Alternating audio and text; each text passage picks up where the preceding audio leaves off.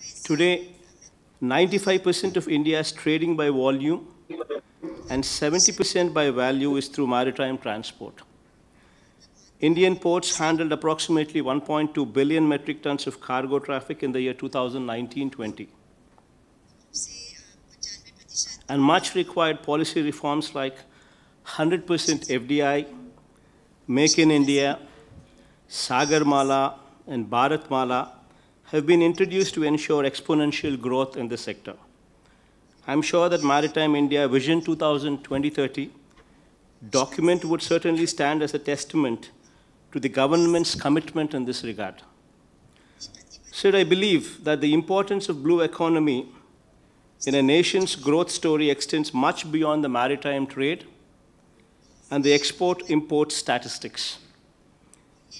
The true value of blue economy is unlocked only when all the allied sectors, which are directly and indirectly dependent on the oceans, such as aquaculture, maritime and coastal tourism, chemical and biotechnological exploration, shipbuilding, and other port-related industries also mature enough to provide sustainable employment and growth opportunities. The draft of the first ever national fishing policy released by the Government of India in September 2020 is an example of several such solid steps taken in this direction. Honorable Prime Minister,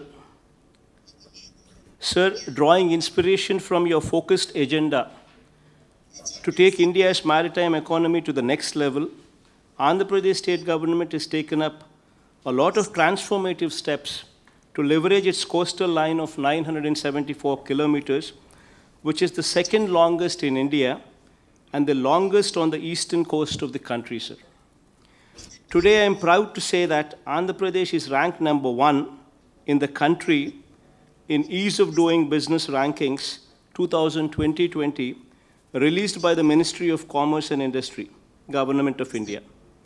See, one of the factors, sir, that contributed to this achievement is the state government's consistent efforts in developing port infrastructure, support ecosystem, and encouraging port-led industrialization. Andhra Pradesh has one major port in Visakhapatnam, sir, 5 functional state ports, and 10 other notified state ports with world-class facilities that handle more than 170 million tons of cargo per annum, second only to Gujarat. Andhra Pradesh state shares 4% of the total Indian exports, and we aim to reach 10% share by 2020-30, sir. In recent times, several industrial nodes have come up in the state with ports as the focal point for development to further unlock the potential offered by the long coastline of AP. The government of Andhra Pradesh has undertaken development of 3 greenfield ports at Ramayapatnam, Machilipatnam, and Bhavanpadu on an innovative model that mitigates all risks associated with the greenfield port development, thereby making the port operation a risk-free proposition for the private sector. After the development of the port by the government, the operator of the port would be selected on competitive bidding basis, ensuring maximum revenue realization for the government and providing risk-free investment opportunity to the investor. These all-weather, deep-drafted ports are all set to be operational by 2020-23, creating an additional capacity of at least 100 million tons of cargo per annum in the short term, with the potential to grow leaps and bounds in the long term. In order to ensure that the ports operate at their fullest capacities, the state government has consciously taken steps to attract large investments in the sectors ranging from manufacturing, petrochemicals, food processing, pharmaceuticals, etc., which are port-dependent. The state government, with the support of the Government of India, while promoting skilling by establishing an aqua university, has also undertaken the development of 8 fishing harbors, establishment of testing labs and cold chain facilities to provide better ecosystem for the aquaculture, thereby increasing the share of aqua-related cargo from the ports.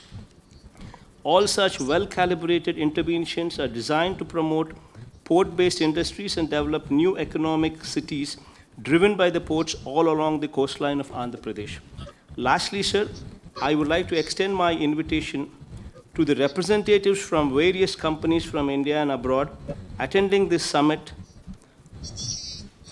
through the Government of India to invest in Andhra Pradesh, and I assure you the best environment for your operations and the fullest support in making your endeavor a successful one. Thank you, sir.